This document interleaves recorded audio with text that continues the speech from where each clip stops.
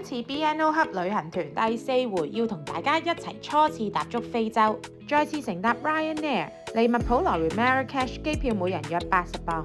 倒塌咁早嘅飛機，朝頭早6點05分，4小時航程9點50分到達。出機場前左邊有 Orange 店買數據卡，20歐40GB。我哋11人，所以方便啲就預先 book 咗包車接送。摩洛哥好多 raid， 即係由以前嘅大宅改建成而家嘅民宿。我哋住呢一間叫做 Raid Mariana， 包起咗成棟共6間房。除咗個泳池或者浸腳池，樓上仲有個天台地方可以俾大家吹水曬太陽。喺呢度去旅行有現金就比較方便，尤其幫襯嗰啲市集嘅攤檔。想匯率較佳就用歐羅嚟唱。市中心入邊較佳嘅兌換率係喺 Hotel Ali 嘅找換店。可以嘅話要求唱散啲、細面額啲嘅紙幣，因為鋪頭通常話冇錢找。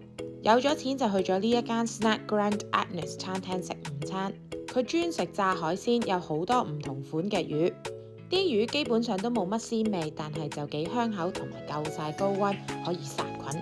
呢度食完一餐，通常會免費送上薄荷茶，等你清新個味蕾同埋去除油膩感。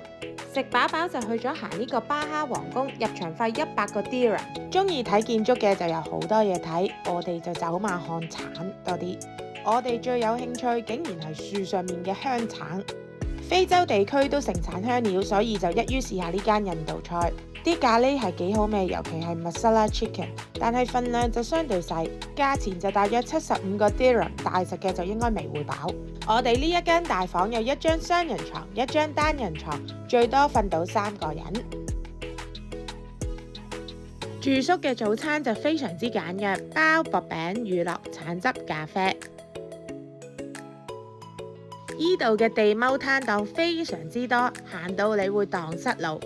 有最多皮革製品、手工製品同埋 A 貨賣。團友形容得好啱，真係好有佐敦廟街、羅湖商業城嘅感覺。買嘢嘅時候記住貨比3家，千祈唔好心急。你覺得值幾多就俾幾多，買貴咗都唔好傷心。下晝就參加咗一個抵到爛嘅全包沙漠本地團。團費咁平，第一站就帶去睇下摩洛哥堅果油嘅鋪頭，不過當然冇強迫消費。撒哈拉沙漠太遠，距離8個鐘，所以去咗距離市中心大約40分鐘嘅阿加菲 Desert， 襯埋個藍天白雲，沙漠嘅風景真係好靚。首先拉大隊騎咗大概半個鐘嘅駱駝。然之後再風馳電掣玩呢啲越野4驅車，玩咗1個鐘，可以帶備一個口罩嚟，唔係就食晒沙。晚餐就食傳統嘅摩洛哥塔吉鍋 Tagine 同埋北非小米 Couscous。入夜後沙漠好凍，溫差會好大，所以記住帶多件厚衫啦。仲有免費飯後節目玩同睇，非常圓滿嘅團。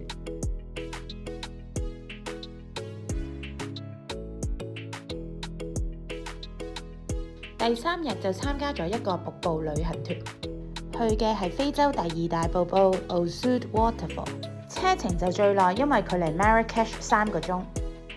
經過山路行大概30分鐘，由瀑布頂去到瀑布底。啲水平時唔係啡色嘅，係因為落完雨沖咗啲泥先係咁。午餐就繼續食摩洛哥塔吉鍋同埋串燒，估唔到山卡拉地方最好味。呢度都似馬騮山咁，通處走，記住都要小心啲，佢哋會襲擊你哋㗎。夜晚就去返市中心廣場嗰度夜市度揾食，真係推介大家一定要嚟，因為係志在食個氣氛同體驗。行完一個圈你就會發覺，基本上每一檔都係食緊同一類嘅嘢。咁點樣揀食邊檔呢？就係睇下佢識唔識得 sell 客，氹得你開唔開心。難怪個個都咁熱情。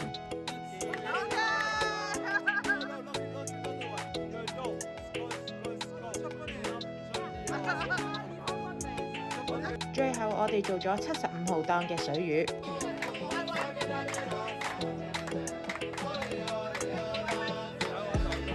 落單最好用張紙寫低自己嗌咗啲咩同埋個價錢。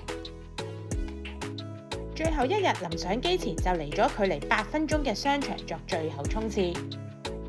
裝潢嚟講都算幾靚，不過就冇咩嘢好行。可以去家樂福超級市場買手信，不過都係入手咗啲綠茶同埋果乾。唔講唔知，原來 Marrakesh 呢度附近仲可以行雪山添，需時2日。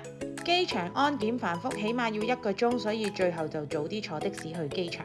Marrakesh 呢一個地方都好值得要嚟一次，特別因為個沙漠嘅活動，感受呢度嘅人同埋文化嘅唔同。